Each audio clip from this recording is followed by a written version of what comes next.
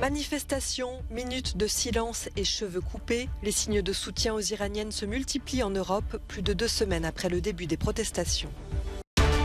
La ville de Sviatoyrsk, située dans la région de Donetsk, serait désormais sous contrôle de Kiev. Les forces ukrainiennes sont parvenues à progresser depuis Liman. L'organisation politique d'Alexeï Navalny fait son retour. Ses représentants ont annoncé vouloir lutter contre la mobilisation en Russie et la guerre en Ukraine.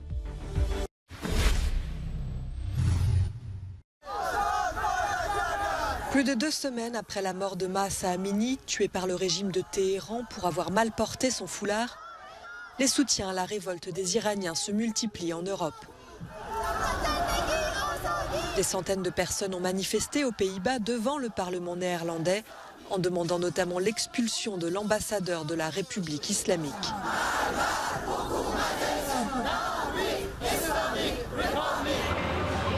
En Italie, au Centre national d'art contemporain de Rome, une boîte transparente accueille des mèches de cheveux. Un petit geste des femmes qui veulent afficher leur solidarité avec les Iraniennes. La récolte sera envoyée à l'ambassade de Téhéran. Elles ont besoin de savoir qu'elles ne sont pas seules. Elles ont besoin de savoir que nous voulons nous battre à leur côté pour qu'elles obtiennent ce qu'elles demandent, des droits humains fondamentaux. Le même geste a été observé dans l'hémicycle du Parlement européen à Strasbourg. Une députée suédoise du groupe Renew a symboliquement coupé ses cheveux en pleine séance. Nous serons à vos côtés jusqu'à ce que les femmes d'Iran soient libres.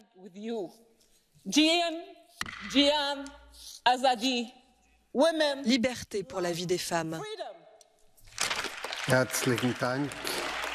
Les membres de l'Assemblée nationale française ont également rendu hommage au combat des Iraniennes et des Iraniens et à ceux qui y laissent la vie. Ils ont observé 1 minute de silence.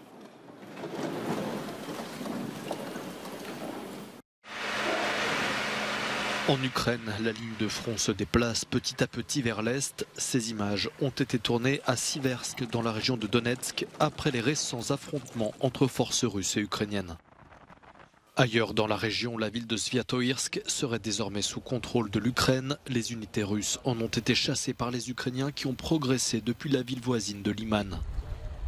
À Liman, reprise ce week-end par l'Ukraine, les corps de soldats russes gisent sur le côté de la route qui mène à la sortie de la ville. De leur côté, les habitants tentent de reprendre un semblant de vie après la violence des combats.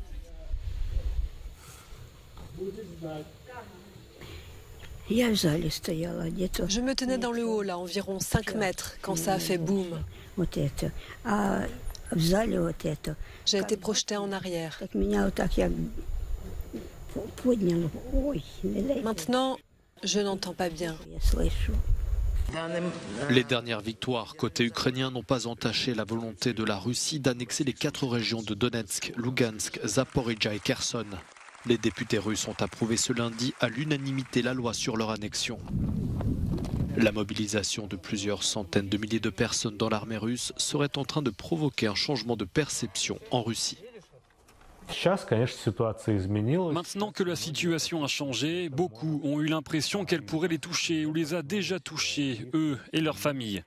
Cela a provoqué de la peur, un sentiment d'incertitude. Les gens disent qu'il n'est pas évident de planifier sa vie maintenant quand on ne sait pas ce qui va se passer ensuite. Ce mardi, le ministère russe de la Défense a indiqué que plus de 200 000 personnes avaient déjà été mobilisées dans l'armée russe depuis le 21 septembre dernier.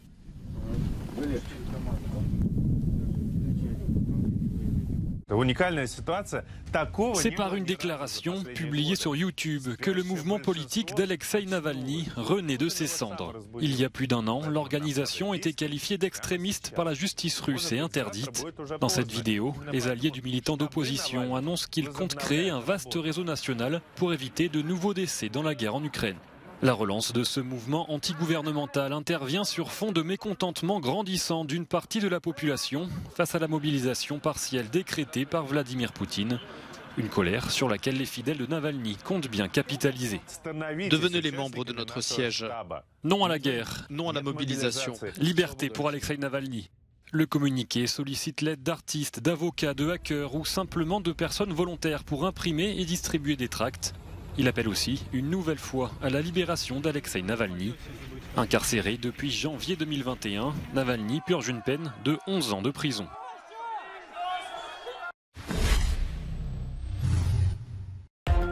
En Finlande, la guerre en Ukraine aura eu raison de la toute dernière grande statue publique de Lénine. Celle-ci a été déboulonnée malgré des protestations locales. La statue était exposée sur une place dans la ville de Kotka, dans le sud-est du pays, près d'une maison où le fondateur du parti bolchevique aurait séjourné. En Europe de l'Est, de nombreux espaces abritent toujours les vestiges de l'art monumental communiste.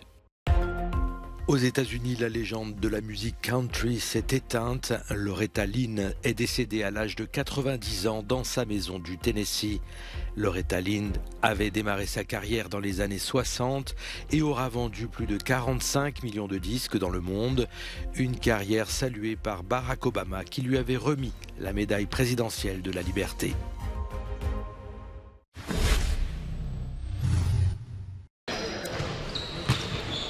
Le phénomène Victor Wembanyama est aux États-Unis. Celui que l'on présente comme la prochaine attraction de la NBA est en visite à Las Vegas avec son club des Metros 92 de Levallois. Le géant de 2,21 m disputera 2 rencontres mercredi et jeudi devant les recruteurs des plus grandes franchises NBA. J'ai été programmé pour tout ça. Tout ce qui m'arrive, je l'ai toujours attendu. Je ne suis pas surpris par ce qui m'arrive. Il y a tellement de joueurs que je respecte, mais mon objectif est de devenir quelque chose que personne n'a jamais vu. C'est peut-être pour ça que je ne suis pas un grand fan des comparaisons. À tout juste 18 ans, Wembanyama n'a pas hésité à quitter cet été l'Asvel, champion de France, où il était couvé par Tony Parker. À Boulogne-le-Valois, le franco-congolais estime avoir plus de chances d'atteindre son objectif, être choisi au tout premier rang de la draft l'été prochain.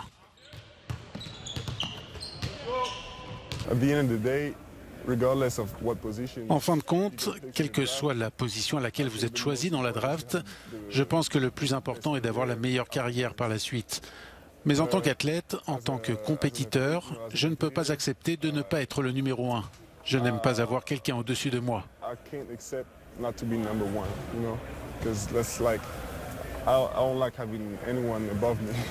À Vegas, Wembanyama aura l'occasion de se mesurer avec l'autre favori de la prochaine draft, puisque la NBA a préparé une double confrontation contre les Ignite d'un certain Scoot Henderson, son dauphin annoncé dans la prestigieuse sélection.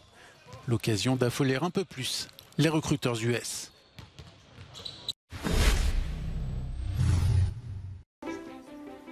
Avec une pomme, je veux étonner Paris, aurait souvent répété Cézanne pendant sa vie.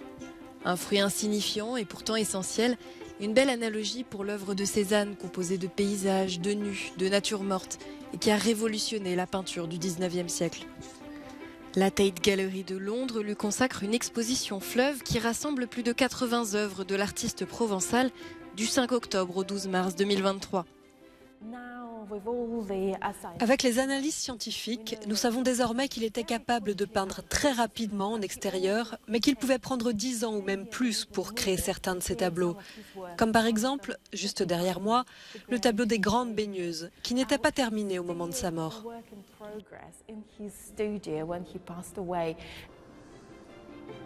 L'exposition suit la vie de Cézanne, de jeune artiste ambitieux du sud de la France, désireux de se faire reconnaître à Paris parmi les impressionnistes, à figure reconnue du monde artistique pour son style spécifique.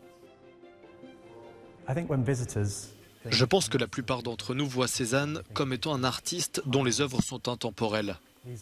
Mais quand on se penche sur lui plus précisément, Cézanne était très impliqué dans les questions politiques et sociales de son époque.